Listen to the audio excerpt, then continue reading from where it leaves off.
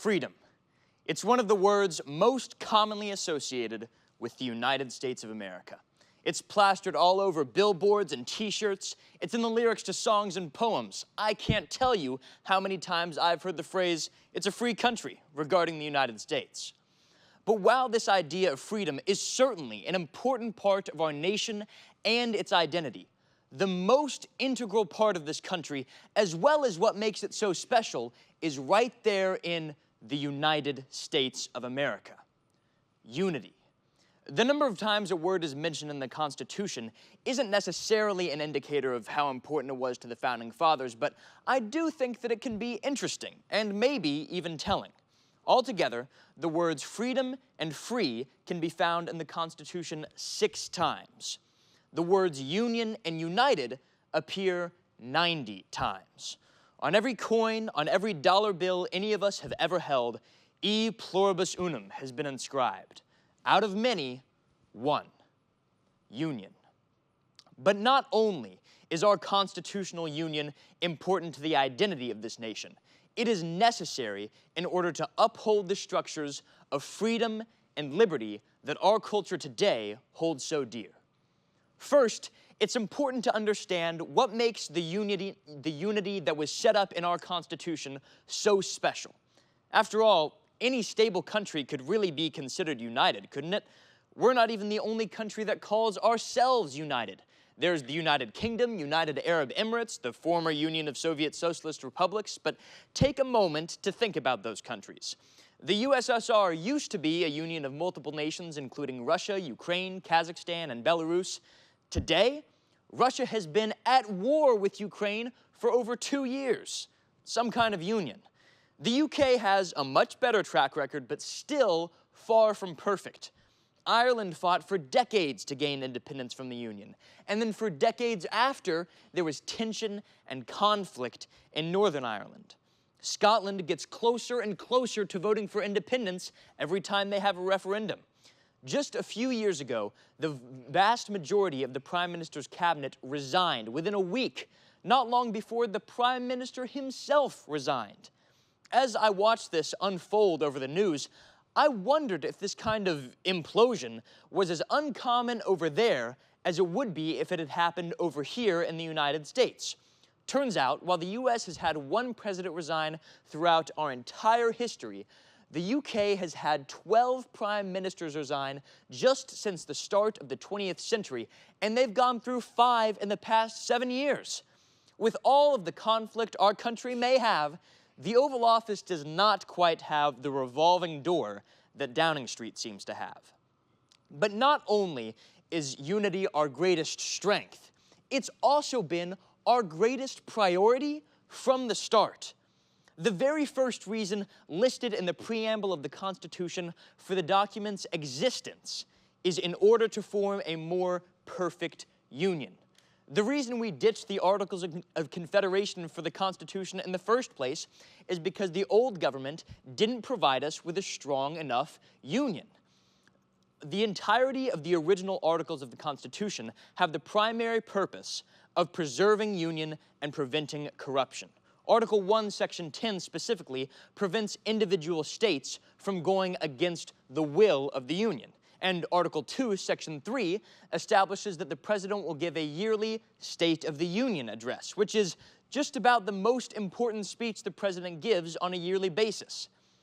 Even in the wake of one of this country's darkest hours, the Civil War, our focus was still on preserving unity, even if it meant compromise.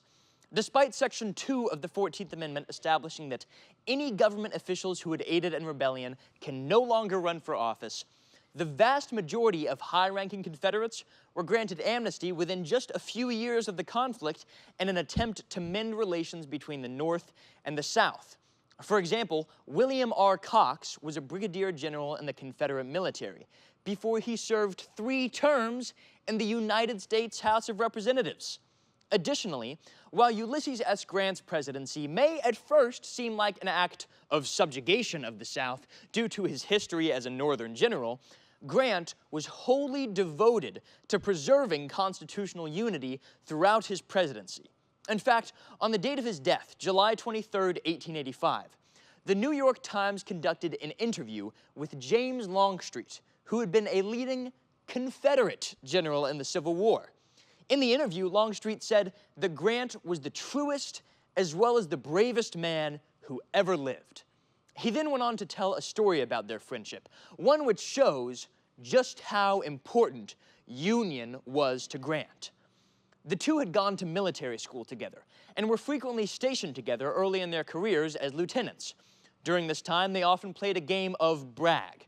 Now, I'm not sure exactly how the mechanics of this game work, but it seemed to involve small wagers, and Longstreet said that Grant was just horrible at it, usually losing a decent sum of money whenever he played. Decades later, Longstreet was fighting under a different flag and was a right-hand man to General Lee. Because of this, he was one of the generals present for the surrender at Appomattox Courthouse. Immediately after the surrender, Grant approached Longstreet, and as they shook hands, Grant handed him a coin, a starting wager for a game of brag. And he said, "Let us have another game of brag, in order to recall the old times which were so pleasant to us all." In the interview, Longstreet said, "Why do men fight who were born to be brothers?" When Grant was victorious, he didn't gloat. He was simply happy to have restored unity, both in his nation and in a friendship. But why should unity be such a high priority for us? Of course, a nation falling apart is never a good thing, but why do we put so much focus on something that isn't always at the top of the priority list for a lot of other nations? The Founding Fathers certainly supported this idea even outside of their writings in the Constitution. In his farewell address, George Washington said, "Your union ought to be considered as a main prop of your liberty, and your love of one ought to endear you to the preservation of the other." I believe that this is because America is a country created in rebellion, created in revolution. If we had never had any unity, this country wouldn't exist. If those 56 men hadn't been united enough to sign the bottom of the Declaration of Independence, our freedom, our independence, our liberty wouldn't be possible. Even after we won the war, if those same Founding Fathers hadn't been united enough to work through their differences and compromise in order to create the new government and the Constitution, our government today wouldn't be what it is that provides us with all of the freedoms that we have.